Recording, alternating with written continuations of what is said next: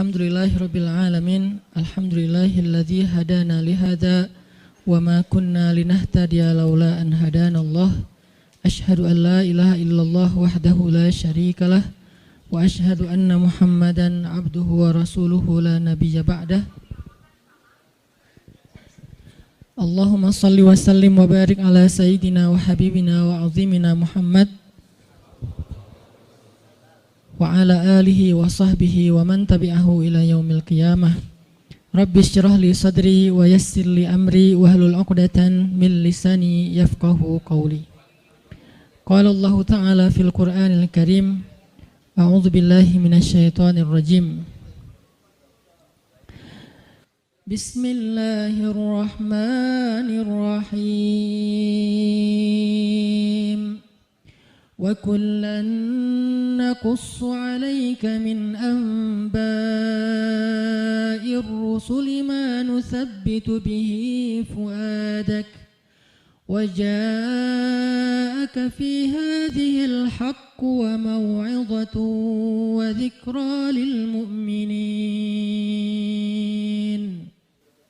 Dan semua kisah-kisah Rasul kami ceritakan kepada engkau Muhammad, agar dengan kisah itu kami teguhkan hatimu, dan di dalamnya telah diberikan kepada engkau kebenaran, nasihat, dan juga ada peringatan bagi orang-orang yang beriman.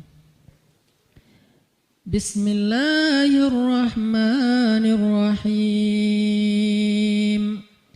Nahnu naqussu 'alaika ahsanal qasasi bima awhayna ilaika hadzal Qur'an wa in kunta min qablihi laminal ghafilin. Kami menceritakan kepada engkau Muhammad kisah yang paling baik dengan mewahyukan Al-Quran ini kepadamu. Dan sesungguhnya sebelum itu engkau termasuk orang-orang yang tidak mengetahui. Shadaqallahul azim. Teman-teman sekalian, alhamdulillah kita bisa kembali bertemu dan bermajelis dalam halaqah ilmu setiap Rabu malam ini. Dan di akhir tahun ini kita memulai satu halaqah baru dalam kajian sharing Rabu malam, yaitu halaqah Darsus Sirah atau mempelajari sirah nabawiyah. Kita coba untuk mendalami kisah-kisah atau cerita dan sejarah dari kehidupan orang yang paling mulia, yang paling agung, yang rasa-rasanya nggak ada yang lebih pantas untuk kita pelajari kehidupannya dan kita kenal sosoknya daripada Muhammad Rasulullah SAW. Sampai targetnya apa? Sampai kita bisa mengenal Nabi lebih daripada kita mengenal keluarga kita. Itu baru kita disebut dengan orang yang mencintai Nabi. Jadi kalau kita bilang mencintai Nabi tapi kita nggak terlalu kenal Nabi, cuman tahu namanya dan tahu sepenggal dua penggal kisah yang nggak terlalu jelas tentang beliau, kayaknya ucapan kita itu belum terbukti. Karena orang yang mengenal seseorang baru disebut mengenal kalau dia tahu betul tentang cerita orang itu. Misalnya kita mengatakan saya kenal fulan, saya sahabatnya fulan, apalagi sampai mengatakan saya mencintai fulan. Kita nggak mungkin mengatakan itu kalau kita nggak kenal orangnya. Kalau sampai kita mengklaim mengenal Nabi tapi kita nggak tahu apa-apa tentang Nabi kecuali secuil kisah, berarti jangan-jangan kita belum jujur. Nah, harusnya seperti apa kita mengenal Nabi?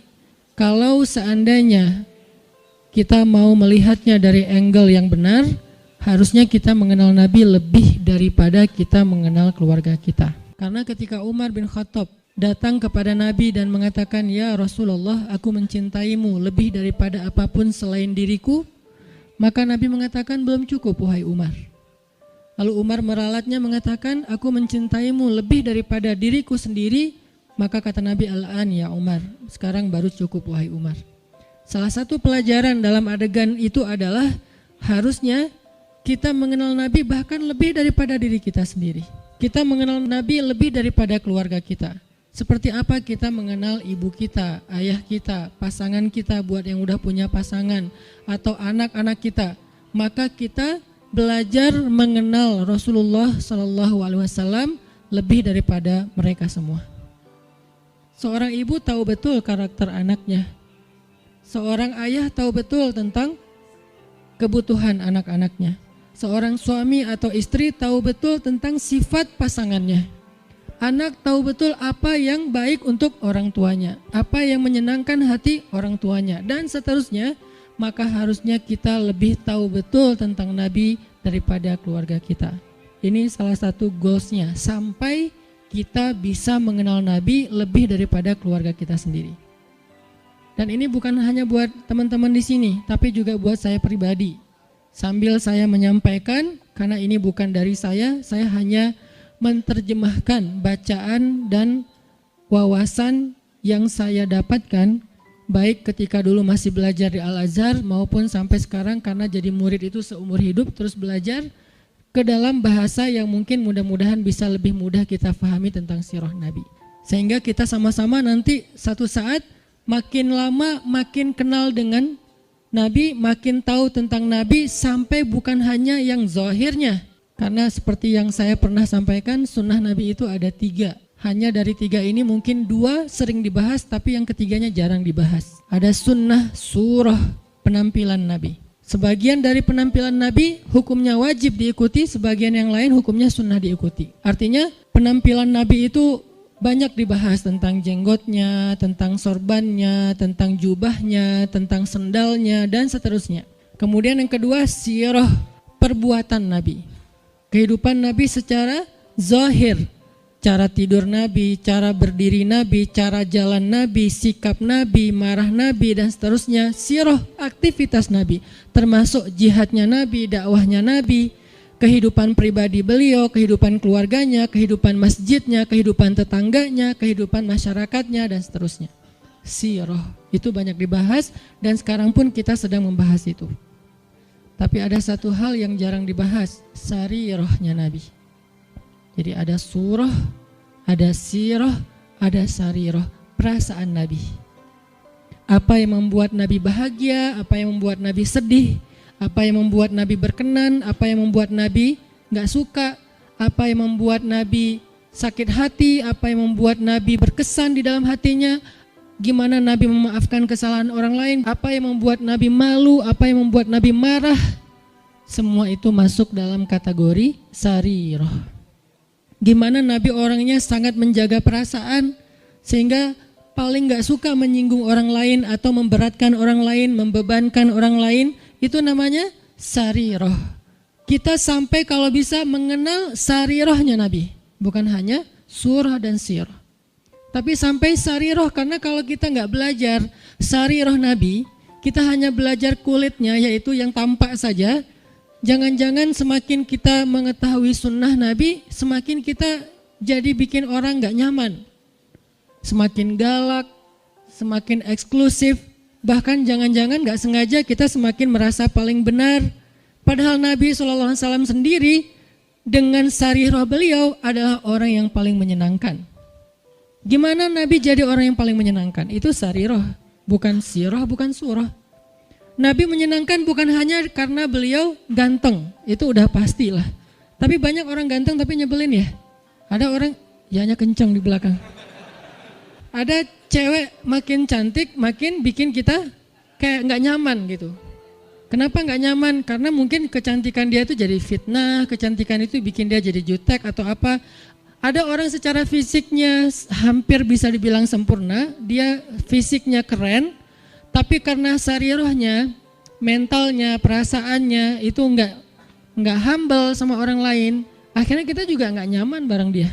Makanya ada orang memilih pasangan, walaupun yang tampak duluan itu fisik, tetapi kadang-kadang ada orang yang kayaknya pasangannya biasa banget, tapi dia kayak happy banget sama orang itu. Kenapa? Karena cocok secara karakter. Nah artinya mungkin kita wawasan tentang Nabi itu bagus, surahnya kita mencontohkan Nabi itu hampir sempurna, karena gak ada yang sempurna Nabi pastinya. Cuman kok gak bisa bikin orang nyaman? Jangan-jangan kita tahu banget surah, belajar banyak sirah tapi hampir kurang aware tentang sarirahnya Nabi, perasaan Nabi. Ada hadis ketika Nabi menyampaikan hadis itu nyaman didengar. Ketika kita yang ngomongin hadis yang sama kok jadi bikin orang gak suka, jadi bikin orang sedih gitu. Jangan-jangan bukan teks hadisnya. Hadisnya sahih, bahkan mutawatir, Bukhari, Muslim. Tapi hadis yang sahih itu ketika Nabi yang menyampaikan, orang nyaman. Ketika kita yang menyampaikan, orang malah sedih. Berarti ada sarirah yang kelewat, yang miss, yang kita nggak mem-packaging, membungkus teks tadi ketika kita menyampaikan kepada orang lain. Nah, kita pengen belajar kehidupan Nabi itu bukan hanya yang tampak, tetapi kita pengen mendalami dari sisi-sisi sarirahnya. Nanti yang akan teman-teman dengarkan dari kajian sirah ini, mungkin hal-hal yang teman-teman udah pernah dengar dari yang lain. Karena kajian sirah itu banyak ustadz-ustadz yang menyampaikan. Apalagi kalau teman-teman ngerti bahasa Arab, buka di YouTube dicarinya pakai bahasa Arab, itu akan lebih dahsyat lagi. Cuman kenapa kok tetap perlu mendengar? Mungkin kalau pelajarannya sama, refresh, recharging iman. Kalau enggak, maka pasti ada angle yang berbeda. Objeknya sama, kejadiannya sama, peristiwanya sama, tapi ibrahnya berbeda. Kenapa ibrahnya berbeda? Karena interpretasi dan sudut pandang berbeda. Kok bisa kayak gitu? Karena semua tentang Nabi itu adalah mutiara. Dilihat dari mana aja bercahaya. Ada yang cahayanya dari sebelah sini. Wah, saya lihat dari sini ada ibrah, pelajaran penting, petunjuk hidup. Kata yang lain, dari sebelah sini juga ada petunjuk, banyak. Jadi nggak bisa kita hanya menyimpulkan kehidupan Nabi dari satu sudut pandang. Saking sempurnanya kehidupan beliau. Nggak ada syubhatnya.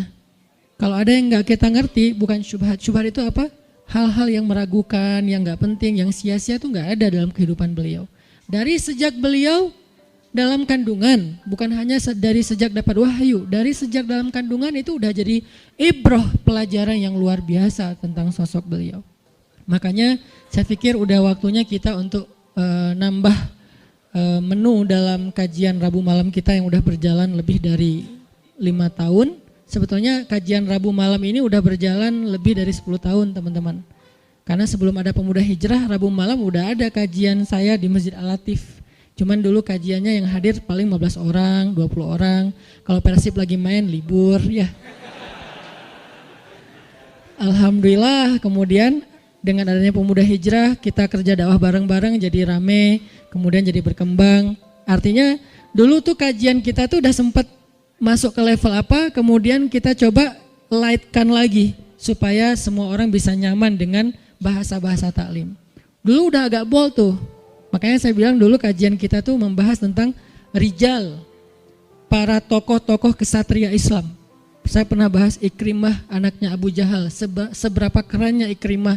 Saya bahas juga tentang kisahnya Imam Hasan Al-Basri, Ibnul Musayyib, Umar bin Abdul Aziz. Sampai yang terakhir sebelum datangnya Pemuda Hijrah, kita membahas Nuruddin Zinki. Dulu tuh udah sampai ke pembahasan rijal, tokoh-tokoh Islam.